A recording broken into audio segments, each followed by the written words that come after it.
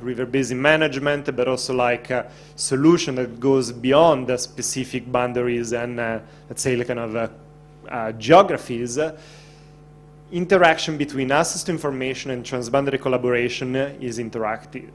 And they both support public participation. You need both to have like meaningful public participation, as we have seen. And this works both between and within states and non-state actors.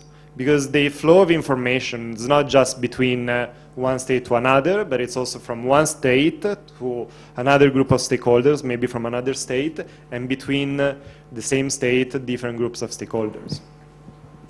So a quick, with my final slide, a quick reflection on the way forward to improve like this enabling environment. Working with states, the USAID, Mekong for the Future, and ASEAN are looking at an ASEAN agreement or framework on environmental rights that can promote procedural rights such as access to information, public participation, and more across the whole ASEAN region. But also it is important, as we have seen, in order to have meaningful participation and have all actors to collaborate together, that we work to build the trust between different organizations and different stakeholder groups, and that does enable meaningful participation, but that we also look at specific strategies, activities, or intervention that can actually bring different actors together, especially state and non-state. And I think it was highlighted before, and maybe we'll see more, how knowledge co-production and co-creation, as well as participatory robust decision-making, can actually help to bring stakeholders together and increase trust between them. And with that, I conclude. Thank you so much. Thank you very much, Stefano. Yeah, he's provided very clear message to have a robust decision support. Making tool is not enough. We need a co-creation process. Participation is a part of the building trust. So that is kind of strong message from the WWF. So next, I would like to invite Kun Puttikun from ONWR to share maybe the experience on transboundary mechanism between Lan Chang and Mekong. You know, this can be one of experience also how to build the mechanism that can build the robust decision support making in the basin context. Please. Thank you, Dr. Thanapon, and thank you everyone to hear in this room. I'm very glad to hear this.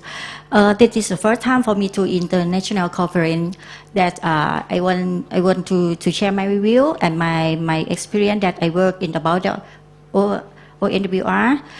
You may see about the ONWR is established for 4 years ago, and we have to work with many 40 agencies in the national water resort in the Thailand.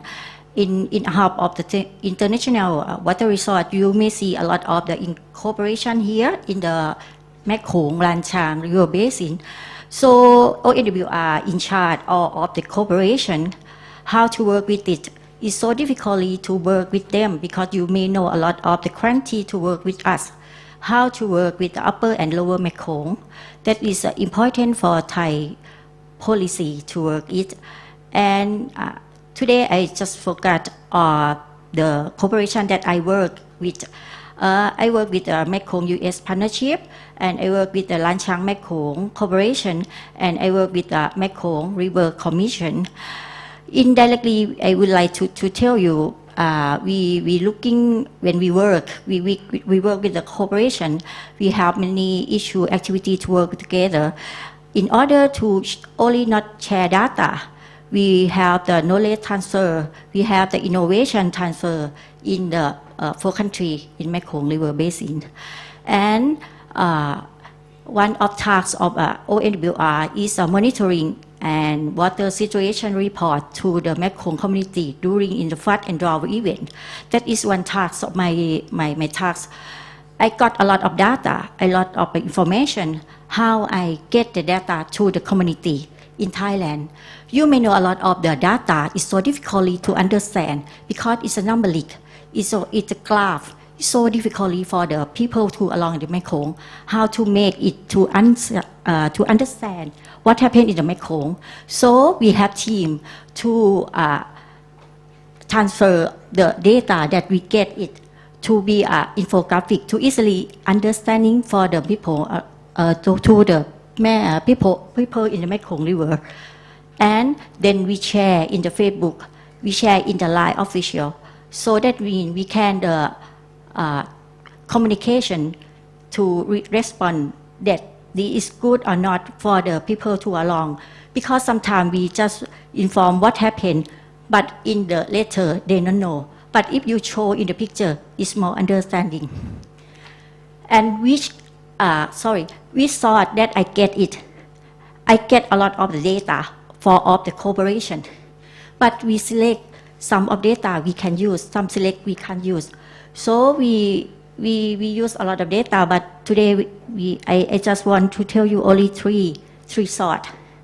One sort is from the Lan Chang Mekong Water Resource Corporation sharing platform. That is for estimate for 2020 for China side.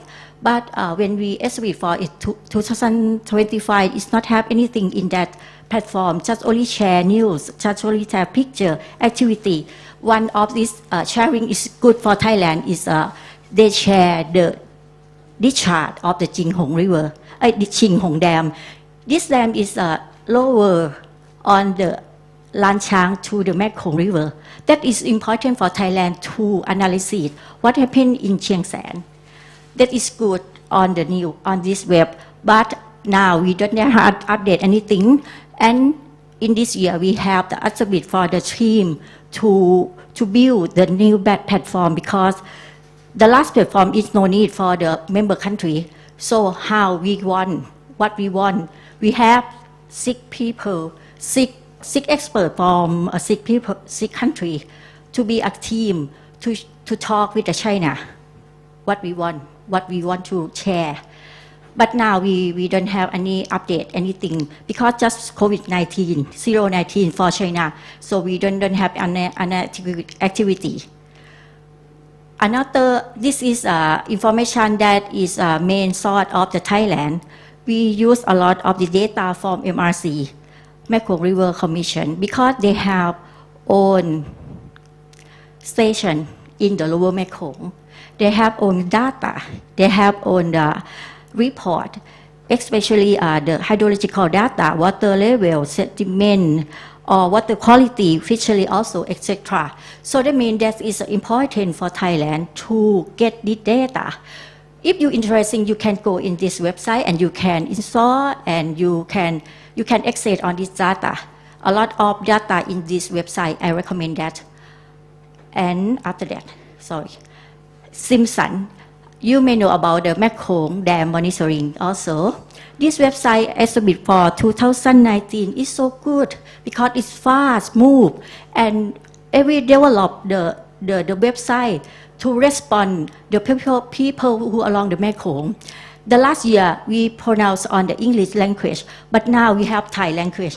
It's so good for to easy understanding, but that is for the source is not from ground truth.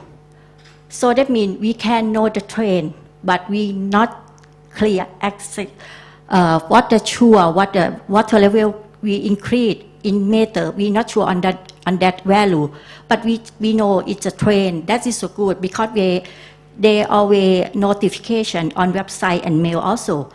That is so good for Thailand to know what happened. This is some part of the source that I use it for the Thailand. So I would like to summarize all these challenge. For Thai policy, now we need data like this. We need increase to forecast flood and drought in water crisis. We need the river monitoring station on the end of the tributary river for the upper and sub-basin. We need check error simulation or improve flood and drought forecasting. And we need to build one data platform in Mekong River Basin. Why we need? Because the data that we share to the people along Mekong, if it share but it's false, people along to Mekong said what happened to Thai government to say why this pronounce it's false, it's not wrong, it's not true. So that means for Thai people, for Thai government, we need to academic agencies, everyone, to move to improve the forecast, the model for the Mekong River, to help us to work with the people who along the Mekong. If we share the true data, we share the correct data to the people to along the Mekong, they will know how to prevention, how to adaptation, them like if the people, the water increase and have the fluctuation, how they can stay in good life in the river in the Mekong. So that's why the Thai government need improve all these issues. Thank you. Thank you very much, Kun Putikun, to share experience from the government or implementer side on data sharing and transparency cooperation. As I mentioned, to have a robust decision support, making tools, participation, data sharing is a key, and also transparency cooperation. If you are working in transparency river, is also even more important. Okay, so then now we try to jump from the Mekong to Africa. So we have a colleague from ASCI Africa Center to share experience also about water and energy there. Please take your time, Bill. So yeah.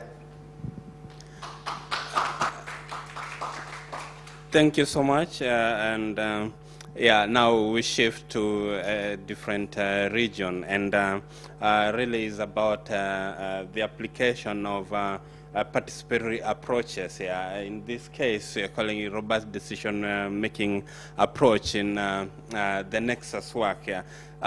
Just like other region, water, energy, and food nexus is a key issue, but in Africa, it's in a little.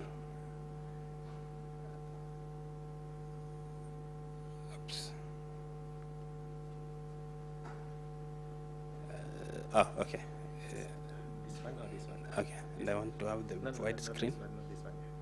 Okay.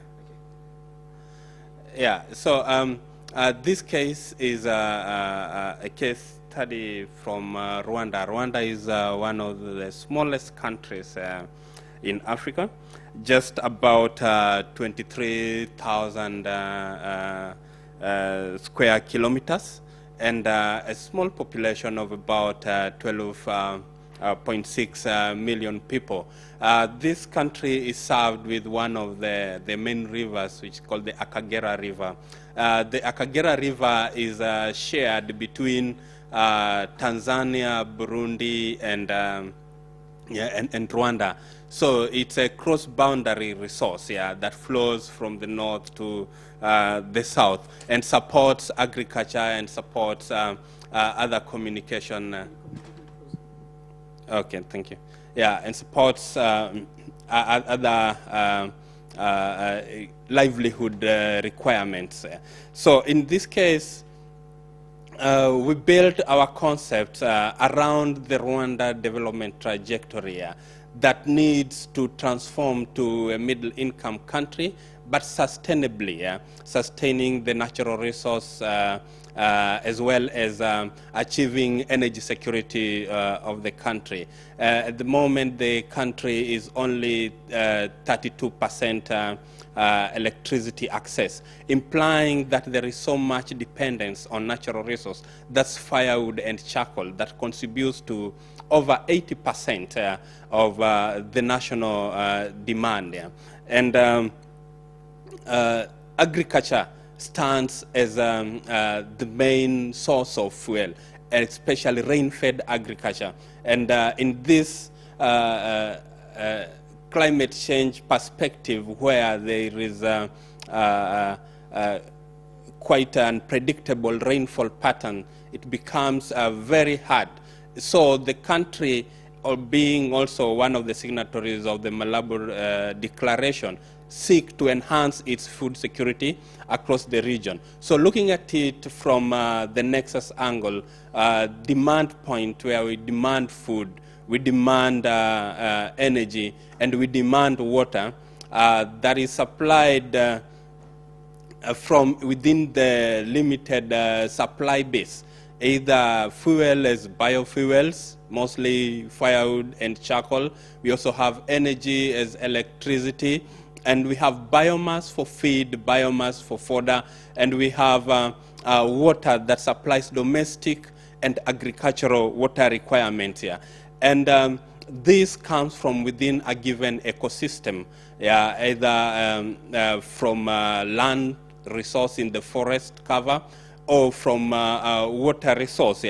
And the forest provides, the land resource provides for agriculture, supporting feed, fodder, and food, biomass, but also biomass that is used, demanded extensively for energy. Energy required for mechanization and for water pumping.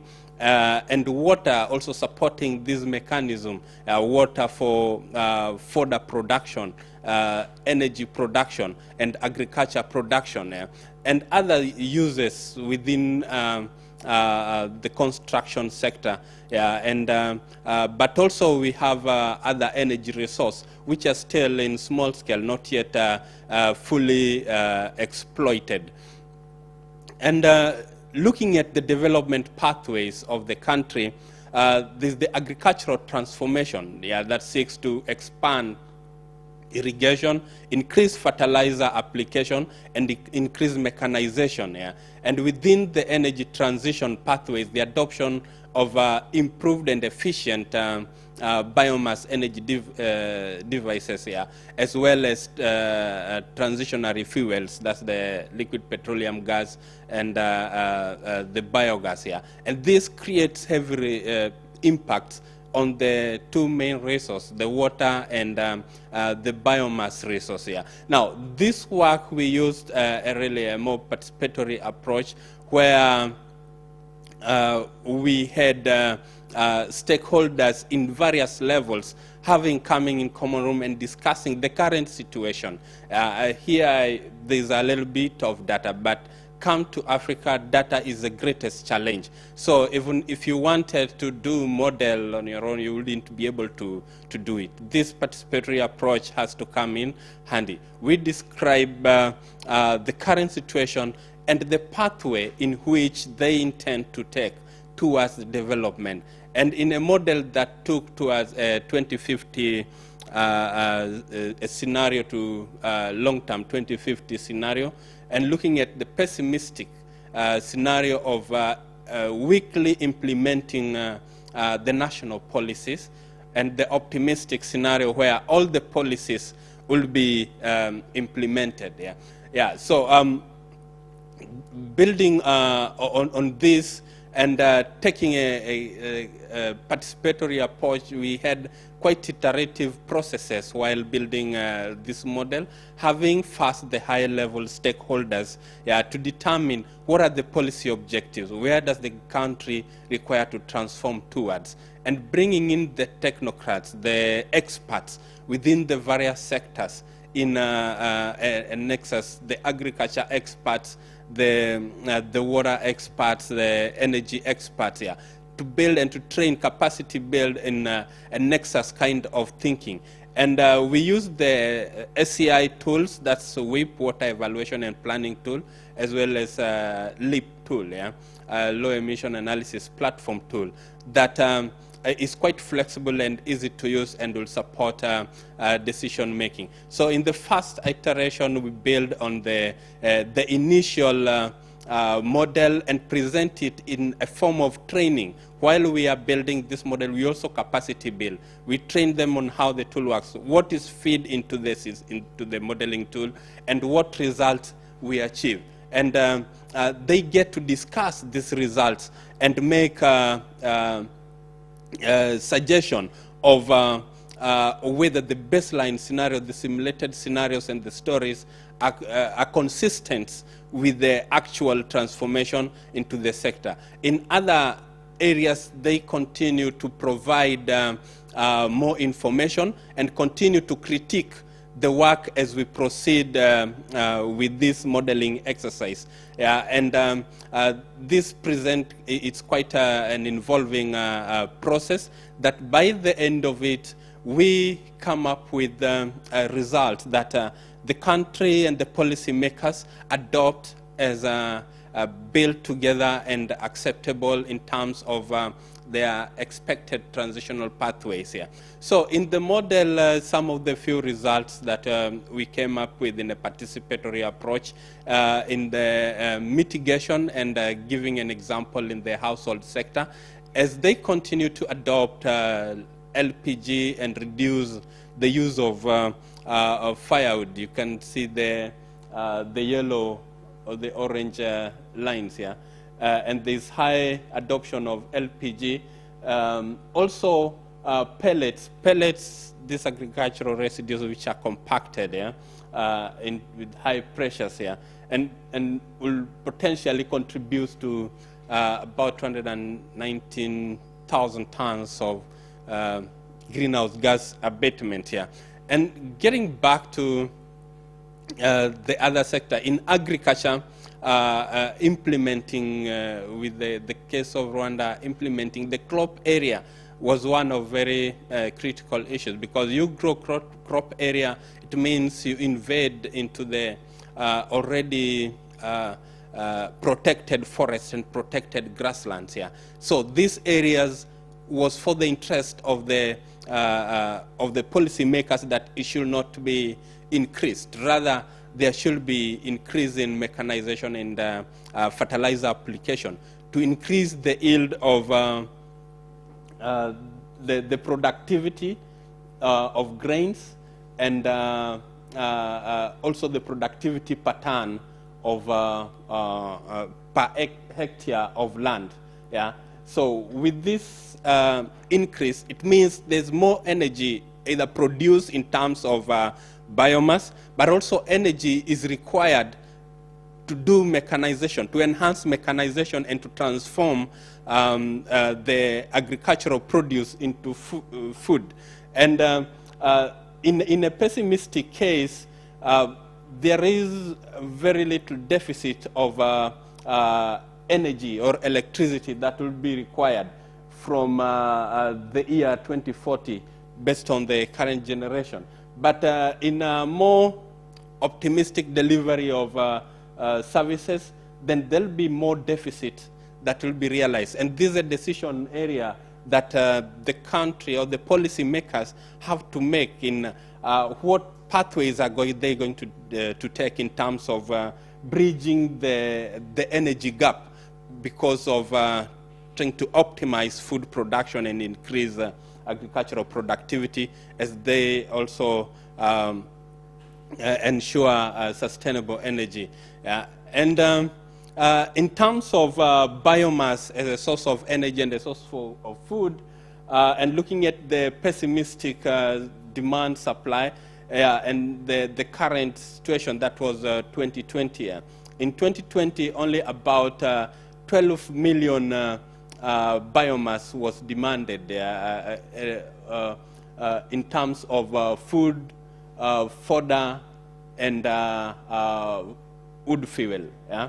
And this was supplied by just about 13 million tons per year from grain, grass, and wood. And this could increase almost double or triple in a pessimistic scenario, and creating huge deficit of biomass for energy, as well as for food and for fodder. So in optimization within the model, the Nexus approach, within an optimistic scenario, the biomass production will increase, and the supply will be more, while reducing the consumption of biomass firewood, in terms of firewood, reducing the deficit here. So this kind of scenario discussed with policymakers will yield to real changes within the policy systems. And finally, we investigated together with the policymakers using the policy coherency framework, where the greens are reinforcing policy and the dark orange contradicting and light orange constraining. Yeah? The interest is to look at what is reinforcing and enhance this policy statement that are reinforcing each other. At the same time, looking at what policy contradicts each other and what policy constrain the development of other policies. So with this formation, again, the policymakers will go back to discuss how do we build trade-offs and how do we create signages within our policy to enhance that we achieve our food security, water security, and energy security without impacting on the natural environment. Yeah, and I think that's end of my presentation. Thank you. Okay, thank you very much, Bill, for sharing experience on water, food, energy nexus and how to build it to be a robust policy making in Rwanda. So yeah, I see the time now. We have about 10 to 15 minutes for first maybe question and answer. So if there is any question from the floor to each presenter now, please. Yes, thank you. So there is a mic over there. Huh?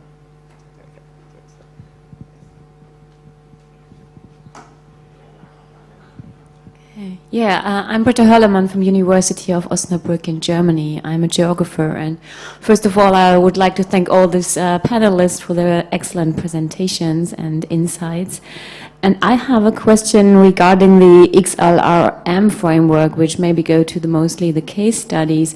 And doing this in a participatory manner, I was just wondering, did you have any challenges in conducting the participants to get the results and to driving through this this exercise? But I think it's kind of challenging for them to get to the point that you can actually use it. So I wonder your experience about that. I think it's to me, right? Sorry, thank you. So yes, that's a good question. I think all the participations approach or event is always a challenge to bring different kind of group of people. So the first challenge is about language, you know. So how to harmonize the language that people use, you know, by setting a common goal or a vision together. That's first thing that the challenge is, and how we solve the challenge, because people come with different expectation, different demand, different agenda. So how to set a common ground or common interest. So that's gonna be a first challenge. Second challenge is also how to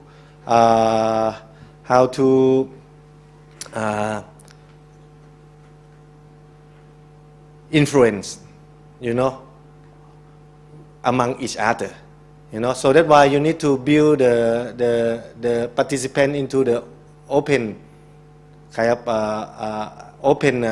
openness platform that make sure that people have right to talk, in example, or you know, they know also they respect to other people to talk as well. So that is, I think, the second challenge. The more challenge is also when we go for, if you look at the XLRM framework or RDS framework, it's about the trade-off. You know, how to trade off between scenario that cannot compromise. You know, some scenario you can compromise, you can find the middle way, but some scenario you cannot compromise. You need a trade-off. So this is take time, take a longer process than we thought. You know, so you need a consultation, you need to build the knowledge, you need to build the understanding on the impact and consequence, and also maybe the compensate or way how to mitigate the kind of negative impact from that scenario. So what I would like to share from my perspective is community, let's say local people know if you do something, it will affect something. They're aware about cause and effect, but they're not aware how they deal with the effect or when its effect is coming you know. So that is why information accessibility, transparency on data access is very important for them to use this as a kind of knowledge to negotiate among different stakeholders. Yeah, please. Okay, third one and yeah.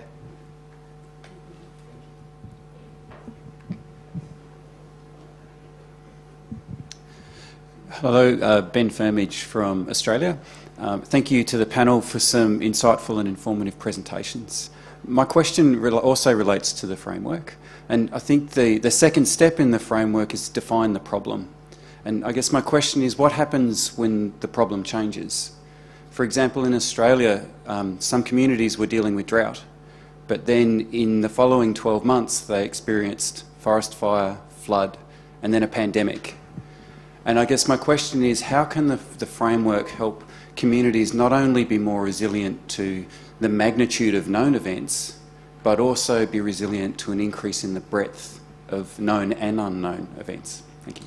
Thank you very much. This is very specific example in Australia, and yeah, I would say that in this framework we can address that into the uncertainty. So that's why in the uncertainty sphere you can start building the knowledge to the community that it's not only drought that you're gonna face, it's also a chance, you know, to deal with flood. So that's why from that kind of dialogue, then people start thinking, oh, okay, we should not focus only drought mitigation. That's why this become predict and act, you know. So that's why we try to break that barrier, you know, bring them back. Okay, yeah, you also have kind of risk, you know, to the flood in the near future, in example. Then they will come back to the strategy, how this strategy can cope flood, or if that can be a strategy that can cope between flood and drought in terms of maybe storage measure, in example, right? But they may have different strategy also to a part of the process, you know, to assess, you know, on the uncertainty. And from that, people will start aware from the evidence, not perception. My point is, yes, that can be perception, decision making, but here we try to introduce the evidence base to the quantified base or qualified base as much as we can, right, on the science for the decision. So that's why I would say that through the uncertainty, you can bring that perspective to the stakeholder and build awareness to them to think about how robust of the strategy, you know, in the beginning. Yeah, thank you. Yes. Please go. Yeah, I also want to add something to that. I think epistemologically we also need to acknowledge that we don't know what's going to happen, so we can't plan for everything. For as much as we want to be robust, we also need to make sure that we build this sort of resilience and management and governance capacity. Because like you mentioned the pandemic, there is no way we could have even remotely thought about that. I come from northern Italy. My city was one of the probably first parts of the world outside China going into lockdown. Not even my grandma would have expected that, and she's like almost 100 years old. So we need to keep that in mind when we develop our course of action or, you know, capacity. Thank you. Okay, thank you. Yeah, that's the way. It's uncertainty, of course, is uncertainty, but how much you can cope with the high rank is more robust. That's maybe kind of the message. You know, you should not think only, okay, this is for drought, this is for flood, because it's not resilient as we know now. So we need to turn this kind of concept and process back. Can I listen to this question first and then? No, I think yeah. Okay, yeah. I just have a very small point to add to that. So I would also emphasize that you know, the no regret strategies, so that can deliver benefits under any scenario. So it might not be something which will be the most effective, say, against flooding, but there will be strategies, for instance, things like you know, education and social security that will actually provide resilience under many scenarios. So I would also just add that point. My question is, I think, to your presentation, you have mentioned about the Mekong Basin modeling and all that. I also saw deep modeling. Okay, so my question is to the young colleague. I'm not able to recollect your name. Probably I'm extremely sorry about that. But in your presentation, you talked about the use of deep modeling for the Mekong Basin. So my question is going to be a little confusing. How easy or difficult do you find to model a complex system like the Mekong Basin, which kind of spread across several agroclimatic or maybe environmental, socio-economic system conditions, systems, etc. And in a model like WEEP, there are lots of assumptions you have to make. And how much of scientific knowledge based on evidence really exists for doing this, making this assumption? Because they're all expert-driven models. I've been using WEEP model for the last 25 years, since 1997. So I know how difficult it is for certain conditions. So what is your take on this? Number two, on the trade-off analysis. Are you really looking at some of the complex economic modeling and all that when you're dealing with this? Because it's not only just about direct benefits, but also a lot of the indirect benefits can be just environmental, what you call the externalities, or even economic value of some of the ecological benefits. So how do you deal with all these systems in a complex model? So where do you begin? Or do you start modeling small systems and then aggregate it, or you start from a big system and then come down to smaller systems with a broader kind of a broad brush kind of a modeling, then come down to smaller systems? So it might be a little. Thank you very much for your question. I think, and I'm very happy to see a modeler here. So I try to skip WEEP because it's complex, so that's why. Yeah, you are right. WEEP is complex, but however, it's developed from the developed country that they have a lot of information, let's say. My point is, it doesn't harm to have a lot of assumption, but this is our future for this country to have more scientific data and to reduce the assumption. So that is one part. Second part, how to build the model. As I try to say that now SCI, we try to promote a co-development of the model with the end user. Even they don't know WEEP, we are WEEP expert, but actually in terms of design, how to structure WEEP, it's also a part of stakeholder kind of engagement. So in the Mekong, it takes more than 5 years, I would say, in terms of engage. Different country, different level to build a consensus, on the model development, But however, country doesn't worry much on the missing data because they know their constraint. But they are aware what is consequent of this kind of gap. That is what the science have to tell them.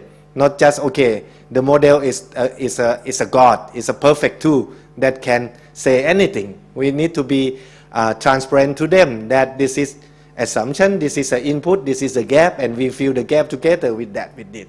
So that's why the way of design a model in Mekong, we start from the big one first to aggregate things as the first platform, because we need to bring people on the same table. If you try to put small first, it may take a year or 100 years.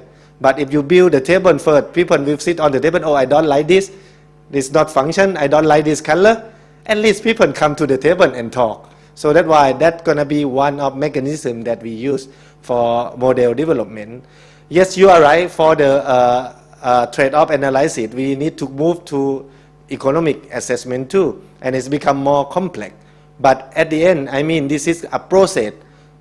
It's a circle like process, from whatever you have, at least they can show you some kind of uncertainty analysis. That is the first kind of intention of this framework. Otherwise, decision maker doesn't like uncertainty. Give me the answer. Tell me what should I do? That kind of common need from the policy maker. But how to bring this to the process, that is kind of our innovation here. Thank you. just one small point. It's not only about. Okay. So we have 1 minute left. No. Yeah. Okay. Let others. So, okay, I'm sorry. We can catch up during the break, but I want to thank you all the presenter, and I would like everyone to clap hands again to them. And you also have things there. We here. If you need more information, come and talk to us. We happy to talk and collaborate with you. Thank you very much, everyone, and And thank you so much for the book and the. Yes. Who doesn't have the book yet? Please, I don't want to carry back home. Sorry, that's still few, but we can put in front of conference. Thank you very much. Yeah.